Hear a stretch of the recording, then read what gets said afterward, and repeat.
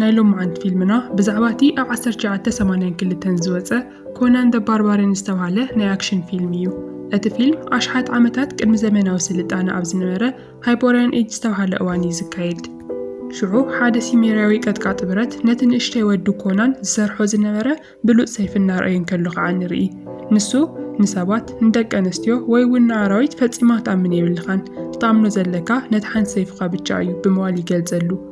أبتغط إلو زلو تريد كونان مزتوسن ودات كوينو أبتدورنا تزاورن كلو نايس ألات قجل يركب بفرحة وحيدون نتوم نرتعدن محبار نابكي يخيد قندما اتوم سألاتي قديمو موفت عدي بزحو نتوم نرتعدي بچكان قتلو ومن قزاوتهم كنددون ونجمرو نشتي بتشايوم ننفسهم عتيقهم كالا خيلو زخالو نكونا نبوون عبد ساعات بتبعتنا تواقع ينيرو قندما حدا ريكسور استوهاله سب نناي كونا نبو بدحري تخوينو بعوي فاس وقعي ودغو بدحري دما نتوم تناقستي نايوقع أخلوات سديدو يتقعو أبتا ساعات ديا اتمرح نايتوم تسألات زخوانه طول سادو مستوهاله تنقوالي متزق نكونا نديو بسيف ختمك تولا كوان تفتنت دوم قنا بعينو دنزيزو بتسيفيك سادة قرصة كونان ازغفت ترنكلو دويلو النرايه برعدي درق دحرت جاكان قتلت اتوم وررتي نتوم مسعنات ماريخوم نابارنت شاتوهم عبد ساعات اتوم قتلت من كم زخونون ناوي كم زوصدوه من زفلت امان نمساوي نارن كونان قنا حد نكر يرسعن نتكل ترأس زلو وتمن زركوو نايتوم تسألات بانديرا بالحرزي اتوم هساونتي نتناي سقاي قوما تواهيلو تسوع حد عاوي متحان نغنقساسو بخبيت سراحي غيادو دحرنا ويح عامتات كعا كونان عبي ساعي يخون امو حيلو سلز وسخة دما نت عبي قوما نمينو خنقساسو يجمر كاو حاليفو نكونان قويتو كم ناي مدرخ تواقع أجيرو يريو سلز نوارة بتلقاقامي ناوق يوردو أو خاعا نبزحات سعيرو يعوت بدحريو نامراق توصيدو بنايوق اسنتوه مارشال ارت كيلا لعل سلطانا يوسد كونان بسيفن بخل عين تتوارن عزيز والحة واقع يخون بتوسخ دما مسحافن من بابن يمهار نوعو زخونا مناسا دقان استيو دما يقربالو كونان أوقاتو معوات يغزل قويتو اون بو مغنيات عزيو هابتام يخون بز مغنيات دما أمو داتا مولو ناس النتو يوهاو أبتز غزل تريد كونان نام عراوي ملس قندما أبتقول قولنا خدن كلو بوزحات نايبرخ أخلوات السادد أحد بينو زغوما كوحي معقوبي دالي أو دما بقات أمي نام مقابر حدا نايت انتاو نقوسياتي كابتو مقلابات نرسون مكل خليلو نتناي نقوس سيفي سرقو سعيو كونان نعامتاتنا تزاورة بزحات جبتات يفتزم قندما أبزغدو خلو خعا بزعواتي أو لعلي تسليم صحاين وارحن زلو كل تارس زلو وتمن ملكت سفلت سوين دحر حاليو يحاتت نيرو حد معلتي أبرخانا توقعزن كلو حان سويتي زنارتا نشتي داسي بزح نسا دما بتاريخ كيف التكاية بموال ناوش تقزان غاة تتعدمو كونان منم قزخ يطفى ننو علوم زد أمامتو كل تارستات زلو حادة تمن ملكتي للي كم زلو يقلز ألا أتا سويتي دما من قارك نقرويا قن دما مس آخدك اسنحر تسمع معو بتشاقم زغوانة تردو كونان بزي منم ولول تسمع معو بحوار دما يدقسو عبت قزاتي أتا سويتي نتزدليو زلو نقر عط انتاويت كتما شاريزار كم زرخوت نقرو قندما دحر حيدة سكنتات كعا نابقاني انتغيرا كتتقعد فتن كونان دما تقديدو ناب تحوي درويا عبت اوان اتانسا تراسب زي كونتست انقواليت كم زنوارتي قالع دحريو ناب نيحاو قعسو تغيرا الناس حاقت تهدم نصبحيتو كونان نمخاد كدالون كلو عو دقنايتات انقواليت قزا حادب سنسلة تعسيرو زنوارة سوي ركب نايز حدش ساسمو سبوتاي كوينو نايت أورن قستن سارحن كيلانيو نسو بسانك سرقي كما صعتي نخموتو تحديو كم زنارة وني قلز كونان يفوتحمو كلت يوم دما بفتنة عرختي خونو كونان بزعوات ناي تمن ملكتن ناشا ديزاير نخيد بلان كم زلو دي كافلو سبوتاي دما كالز حشاز قورس رح سلزينورو عبتو قوزوك سنيو السن عبت زغزل تريد شادي زاري بزحمو نحاد عوي سواي بزعوات زقارم ناي تمن ملكتي حاتوو نسو دما نابتي تمن زملخ حدش هايمانوتاو قجل زدقامولو ناي تمنات جنبي مريحو وميغيد كاوب توسخ خعا اتبوتا عيني تمن توعيلو زقوا عاوي روبي زركوو بزو حافت كم زلو وني قلزلو سانيحهم كونانن سبوتاين نتبيت مقدس كديو كفتلون كالو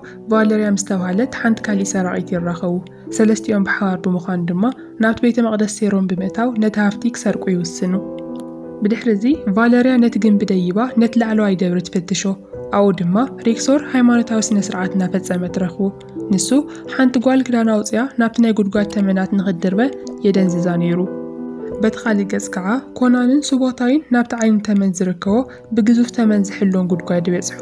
እቲ ተመን ኣብቲ ሰዓት እሱ ደቂሱ ስለ ዝነበረ ክልቲኦም ነቲ ዓብዪ ሩቢ ሓዊሱ ዝኸኣሎም ኩሉ ይሰርቁ። ድሕሪ ዝተወሰኑ ደቓይቕ ከዓ ኮናን ነቲ ክልተ ርእሲ ዘለዎ ተመን ምስሊ ዘለዎ ሓደ ሜዳልያ ይረክብ። እዚ ከዓ ኣብ ቅኑዕ መንገዲ ከም ዘሎ የረጋግጸሉ። ንዕኡ እውን ይሰርቆ፣ ግን ድማ ኣብታ ሰዓት እቲኣ እቲ ደቂሱ ዝነበረ ተመን ይበራበር። ብድሕሪኡ ኣብ መንጎ ክልቲኦም ወገናት መሪር ውግእ ይካየድ። ኣብ መወዳእታ ግን እቶም ሰባት ይሸንፉ እሞ ነቲ ተመን ይቐትልዎ። ኣብታ ሰዓት እቲኣ ሬክሶር እቲ ተመን ከም ዝሞተ ምስ ረኣየ ብርቱዕ ቁጥዐ ይስምዖ። ሽዑ ንሽዑ እውን ሓለውቱ ድሕሪ እቶም ሰረቕቲ ይሰዶም፣ ግን ድማ እቶም ሰለስተ ሰረቕቲ ብዘይ ዝኾነ ጉድኣት ካድሙ ይኽእሉ። ድሕሪ እቲ ዝተዓወተ ስርቂ ኩሎም ብሓደ ኮይኖም ናብ ሓደ ጽዑቕ ፓርቲ ይኸዱ። ኮናን ነቲ ዓብዪ ሩቢ ንቫለርያ ከም ህያብ ይህባ እሞ ኣብ መወዳእታ ድማ ብሓደ ይሓድሩ። ንጽባሒቱ ንግሆ ብወታደራት ተታሒዞም ናብ ቤተ መንግስቲ ናይቲ ከባቢ ንጉስ ዝኾነ ንጉስ ኦስሪክ ይውሰዱ። ንጉስ ኦስሪክ ሬክሶር መጺኡ ስለ ዝጠርዐሉ እቲ ዝገበርዎ ኩሉ ከም ዝፈለጠ ይነግሮም። ሬክሶር ወሲኹ እቶም ሰረቕትን ድሕሪ ዳታ ተታሒዞም ሕነ ክፈዲ ከም ዝኾነ እውን ከም ዘፈራርሖ ይገልጽ። እቶም ሰለስተ ጀጋኑ ነዚ ምስ ሰምዑ ዝቕተሉ መሲልዎ ብጣዕሚ ይፈርሑ። ግን ድማ ንጉስ ኦስሪክ ንሰዓብቲ ናይቲ ተመን ዝምለኽ ሃይማኖት ምንም ክብሪ ከም ዘይብሉን ብምግላጽ ኣብ ክንዲ ዝቐጽዖም ከመጉሶም ይጅምር። ቀጺሉ ከዓ ጓሉ ያስሚን ናብቲ ጉጅለ ተጸንቢራ ናይቲ ላዕለዋይ ካህን ቱልሳዶም እምነት ሰዓቢት ከም ዝኾነት እውን የረድኦም። ኣብዛ ሰዓት እዚኣ ንዱም ክትምርዖ ናብቲ ቤተ መቕደስ ዝርከበሉ ቦታ እናተጓዓዘት እያ ትርከብ።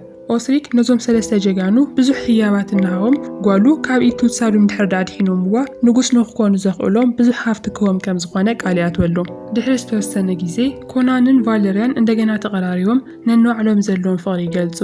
ቫለርያ ነቲ ህዝ ዘለዎም ሓጎስ ኣብ ሓደጋ ከይተእተወ ስለ ዝሰግአት ንያዝሚን ንምድሓን ክኸዱ ከም ዘይብሎም ትመኽሮ።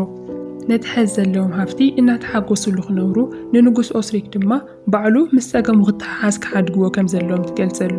ኮናን ምስኣ ዝተስማዕመዐ ይመስል ነይሩ እምበር ኣብ ውሽጡ ግና ካብ ዱምሒ ንኽፈዲ ቆሪጹ እዩ ዘሎ። ንጽባሒት ንግሆ ኮናን ካብ ካልኦቶም ቀዲሙ ይለዓል እሞ ንበይኑ ከዓ ናብቲ ቤተ መቕደስ ገጽ ጉዕዞ ይጅምር። ንነዊሕ ግዜ ምስ ተጓዓዘ ኣኪሮ ብዝተባሃለ ሓደ ኣረጊት ጠንቋል ናብ ዝሕሎ ቅዱስ ናይ እምኒ ዓውዲ ይበጽሕ። ብቕልጡፍ ከዓ ይላመድ እሞ ምሉእ ለይቲ ብዛዕባ ህይወቶም እናተዘራረቡ ይሕልፍዎ። ኮናን ብዛዕባ ዕላምኡ ይነግሮ። ኣኪሮ ግን ዱም ካብ ተራ ሰብ ንላዕሊ ኣዝዩ ሓያል ከም ዝኾነ የጠንቅቆ። ንጽባሒቱ ኮናን ጉዕዞ ቀጺሉ ኣብ ደገት ቤተ መቕደስ ይበጽሕ። ንሓደ ካህን ብምውቃዕ እውን ክዳኑ ይሰርቆ። ብድሕሪኡ ከምቲ ካህን ብምምሳል ምስቶም ካልኦት ተሓዊሱ ናብ ውሽጢ ቤተ መቕደስ ይኣቲ። ይኹን እምበር ድሕሪ ሓፂር ግዜ ሓደ ካብቶም ካህናት ነቲ ካብቲ ግንቢ ተሰሪቑ ዝነበረ ናይ ተመን ሜዳልያ ይስተውዕለሉ። እዚ ኩነታት ብቕልጡፍ ናቱ ማንነት ንኽቃልዕ ይገብሮ እሞ ናብ ቅድሚ ዱም እውን ይቐርብ። ዱም ድማ ንኮናን እናሳቀዩ እንከሎ ካብ ቤተ መቕደሶም ስለ ዝሰረቐን ነቲ ቅዱስ ተመነሞን ስለ ዝቐተለን ይግስጾ። ኮናን ብወገኑ ንሳቶም ንወለዱ ከመይ ጌሮም ከም ዝቐተልዎምን መንደሩ ከመይ ከም ዘዕነውዎን ብቁጣ ይዛረብ። ይኹን እምበር ዱም ኣብቲ ግዜቲ ንእሽተይ ስለ ዝነበረ ነቲ ፍጻመ ከም ዘይዝክሮ ይምልሰሉ። ብድሕሪኡ እቶም ሰባቱ ንኮናን ናብቲ ናይ ጣዕሳኦም ወሲዶም ንኽሰቕልዎ ይእዝዞም። ብድሕሪ እዚ ኮናን ኣብቲ በረኻ ማእኸል ኣብ ሓደ ጥንታዊ ኦም ተሸንኪሩ ይተርፍ። ቀልጢፉ ዝመውት ይመስሎ ዋላ እኳ እንተነበረ ድሕሪ ዝተወሰኑ መዓልታት ግና ስቦታይ ንኮናን ዓርሱሒቱ እንከሎ ይረኽቦ። ድሕሪ ሓፂር ግዜ ቫለርያ እውን ትበጽሕ። ካብቲ ሽንካር ፈቲሖም ድማ ናብ ናይ ኣኪሮ ዳስ ይወስድዎ። ኮናን ኣብቲ እዋንቲ ዳርጋ ሞይቱ ስለ ዝነበረ ኣኪሮ ንዕኡ ንምሕዋይ ናብቲ ናይ መናፍስቲ ዓለም ሓይሊ ይጽውዕ። ንሳቶም ከቢድ ዋጋ ከም ዝሓቱ የጠንቅቖም። ቫለርያ ግን ነፍቃርያ ንምድሓን ዝኾነ ዓይነት ዋጋ ክትከፍል ፈቃደኛ ከም ዝኾነት ትምልሰሉ። ሽዑ ኣኪሮ ንብዙሓት መዓልታት ሃይማኖታዊ ስነ ስርዓታት እናፈጸመን ኣብ ሰውነት ኮናን እውን ስእላዊ ቅርጽታት እናገበረን ይሕልፎ። ድሕሪ ዝተወሰኑ መዓልታት ኮናን ሙሉእ ብሙሉእ ሓዊ ይበራበር። ቫለርያ ንዕኡ ብሂወት ብምርኣያ ስምዒታት ቋጸረ ካልእትን ካብ ናይ መናፍስቲ ዓለም ተመሊሳ እኳ እንተኾነ ኩሉ ግዜ ኣብ ጎኑ ክትከውን ግን ቃል ተኣትወሉ። ብድሕሪ እዚ እቶም ሰለስተ ጀጋኑ ንያዝሚን ንምድሓን ኢሎም ንዱም ንምቕታል እውን ናብቲ እምባ ክምለሱ ይውስኑ። ናይ ተዋጋእቲ ሕብሪ ኣብ ሰውነቶም ተቐቢኦም ነቶም ሓለውቲ ብስቕታ እናቐተሉ ናብ ድሕሪት ማዕጾ ናይቲ ቤተ መቕደስ ይኣትዉ። ኣብ ውሽጢ እቶም መራሕቲ ሃይማኖት ንሰዓብቶም ዝበልዕሉ ናይ ሰብ ስጋ እውን ዝብልዐሉ መሕረዲ ቦታ ይረኽቡ። ንቕድሚት ብምስጓም ድማ ናብቲ ዙፋን ዘለዎ ክፍሊ ይበጽሑ። ኣብኡ ከዓ ያዝሚን ኣብ እግሪ ዱም ተንበርኪኻ ይረኽብዋ። ድሕሪ ዝተወሰኑ ሰዓታት ዱም ነቲ ናይ ሓይሉን ነዊሕ ዕድሚኡን ምስጢር ይገልጽ። ንሱ ፈጺሙ ሰብ ዘይኮነስ ካብ ዲያብሎስ ዝተወለደ ፍርቂ ኣምላኽ ምዃኑ እውን ይቃልዕ። ብዙሕ ከይደንጎየ መንጋጋኡ ናብ ቅድሚት ይነውሕ፣ ኣእዳው ድማ ኣብ ትሕቲ ክዳውንቲ ይጠፍኣ። ድሕሪ ዝተወሰኑ ሰከንታት ከዓ ብኣንደበት ናብ ሓደ ግዙፍ ተመን ይቕየር። እዞም ሰለስተ ጀጋኑ እዚ ምስ ረኣዩ ብዙሕ ግዜ ከየጥፍኡ መጥቃዕቲ ይጅምሩ። ንብዙሓት ካብቶም ናይ ዱም ተኸተልቲ እውን ይቐትሉ። ኣብ መወዳእታ ናብ ያዝሚን በፂሖም ብሓይሊ ይወስድዋ። ብፈረሶም እናጋለዉ ድማ ካብቲ ዘስካሕክሕ ቦታ ይሃድሙ። ግን ድማ ድሕሪ ዝተወሰኑ ሰከንታት ዱም እንደገና ብሰብኣዊ ትርኢት ይግለጽ። ናብቲ ቤተ መቕደስ ቅድሚ ምምላሱ ከዓ ካብ ህያው መርዛም ተመን ዝተሰርሐ ሓደ ቀስቲ ይውርወረሎም። እቲ ቀስቲ ንቫለርያ ጎኒ ጎና ይወቕዓ እሞ ናብ ሞት ዘስዕብ ቁስሊ የውርደላ። ኮናንን ስቦታይን ካብ ፈረስ ኣውሪዶም ንኸድሕንዋ ይፍትኑ። ግን ድማ ግዜ ረፊዱ እዩ ነይሩ። ኣብ ናይ መወዳእታ ሰዓታ ነቲ ንህይወቱ ንምድሓን ክትከፍሎ ዝተስማዕምዐት ዋጋ ሕዚ ከም ዝፈጸመቶ ንኮናን ትነግሮ። ድሕሪኡ እውን ንመወዳእታ ግዜ ትስዕሞ እሞ ብሰንኪ ጉድኣታት ትዓርፍ። ኣብቲ ዝቕጽል ትርኢት ኮናን ናይ ቫለርያ ሬሳ የንድዶ። ንዓኣ ዝበቅዕ ናይ ባርባርያን ስነ ስርዓት ቀብሪ ድማ ይፍጽመላ።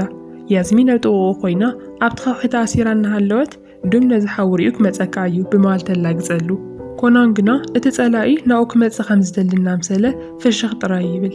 ጸኒሖም ኣብቲ ቅዱስ ናይ እምኒ ዓውዲ ኮናን ኣኪሮን ስቦታይን ንምክልኻል ይዳለዉ ኣለዉ። ብዙሕ ናይ መጻወርያ ተንኰላት እውን ይዝርግሑ። ኮናን ሕንኡ ክፈዲ ናብቲ ናይ ሴማርያውያን ኣምላኽ ይጽሊ። ነዊሕ ከይጸንሐ ዱም ምስ ተኸተልቲ ሰራዊት መጺኡ ሞት ዝመልኦ መጥቃዕትታት ይፍኑ። ኮናንን ስቦታይን ግን ነቲ ዝዘርግሕዎ መጻወርያታት ተጠቒሞም መብዛሕትኡ ሰራዊት ጸላኢ ይስዕርዎ። እቲ ውግእ እናቐጸለ እንከሎ ሬክሶር ኣብ ልዕሊ ኮናን ልዕልና ይረክብ እሞ ዳርጋ ቀትሎ ይበጽሕ። ሽዑ ከምቲ ቃል ዝኣተወቶ ቫለርያ ካብ ናይ መናፍስቲ ዓለም ንሓፂር ግዜ ትቕልቀል። በቲ ናይ ብርሃን ዋልታ ኣጌራ ድማ ነቲ ሬክሶር ክስንዝሮ ዝነበረ ናይ ሞት መጥቃዕቲ ትከላኸሎ። እዚ ንኮናን ዕድል ይፈጥረሉ እሞ ብሰይፊ ገይሩ ለሬክሶር ይቐትሉ። ብድሕሪ እዚ ዱም ኩሎም ሰባቱ ምስ ተቐተልዎ ብቁጥዐ ተላዒሉ ንያዝሚን ብሓደ ካብቲ ናይ ተመን ቀስቱ ክቐትላ ይውስን። ንሳ ናይ ህይወተይ ፍቕሪ ኢኻ እኮ እናበለት ክትልምኖ ዋላ እኳ እንተሞከረት ንሱ ግና ምንም ግዲ ይገብርን። እቲ ቀስቲ ስሒቡ ይትኩሰላ። ግን ድማ ስቦታይ ብዋልትኡ ተጠቒሙ ኣብ ቅድሚያ ብምጽዳፍ ናታ ህይወት የድሕኖ። እዚ ንዱም ብጣዕሚ ስለ ዘናደዶ ሓይሉ ንምሕዳስ ኢሉ ናብቲ ቤተ መቕደስ ይሃድም። ትርኢቱ ናብቲ እምባ ዘሎ ቤተ መቕደስ ይቕየር። ኣብኡ ድማ ዱም ብሓዊ መብራህቲ ናይ ምንጻሕ ስነ ስርዓት እናፈጸመ እዩ ነይሩ። ኮናን ምስቲ ህዚ ኣብ ወገኑ ዝተሰለፈት ያዝሚን ብሓባር ብምዃን እንደገና ናብቲ ቤተ መቕደስ ኣትዩ ይሕባእ። ሽዑ ዱም ንኮናን ምስ ረኣዮ ብኽፉት ኣእዳው ይቕበሎ። ንዕኡ ህይወትን ዕላማን ዝሃቦ ባዕሉ ከም ዝኾነ እናዘኻኸሮ ወደይ ኢሉ ይጽውዖ። ቀጺሉ እውን ዱም ንኮናን ከደንዝሎ እናፈተነ እንከሎ ንሓፂር ግዜ ዝተዓወተ ይመስል። ኮናን ግና ብፍጥነት ናብ ውኑ ይምለስ እሞ ንዱም ክሳዱ ይቆርጾ። ድሕሪኡ ነቲ ርእሱ ናብቲ ኣብ መደያየቦ ዝነበሩ ሰዓብቲ ናይቲ ሃይማኖት ይደርበየሎም። እቶም ናይ ጉጅለ ኣባላት እዚ ምስ ረኣዩ ብፍርሒ ይርዕዱ እሞ ሽዑ ንሽዑ ከዓ ይሃድሙ። ስዒቡ ኮናን ነቲ ዝነደደ ናይ ዘይቲ መብራህቲ ናብቲ ቤተ መቕደስ ብምድርባይ ናይቲ ቤተ መቕደስ የቃጽሎ። ያዝሚን ኣብ እግሩ ተንበርኪኻ ኢዳ ትህቦ፣ ንሱ ድማ ናብ ኣቦኣ ይወስዳ። እዚ ፊልም ክውዳእ እንከሎ እቲ ኣዝዩ ዝኣረገ ኮናን ኣብ ዙፋን ተቐሚጡ ንሪኦ። ኣኪሮ ድማ በድምፂ ከም ዝገልጾ ኮናን ኣብ መወዳእታ ዙፋኑ ረኺቡ ንጉስ ቅድሚ ምዃኑ ብዙሓት ጀብድታት ፈጺሙ እዩ ይብል። እዚ ብዛዕባ እቲ ኮናን ዘ ባርባርያን ዝተባህለ ፊልም ሓፂር ሪካፕ እዩ። ከመይ ረኺብኩምዎ? ከም ዝፈትኹምዎ ተስፋ እናገበርኩ ናትኩም ሓሳብኩም ከዓ ኣብ ኮሜንት ጽሓፉልና። ቻናልና ሳብስክራይብ ብምግባሩን ቤተሰብና ሁኑ። ነዚ ቪድዮ እንድሕር ፈቲኹምዎ ላይክ ጌርኩም ኣብ ቀጻሊ ንራኸብ።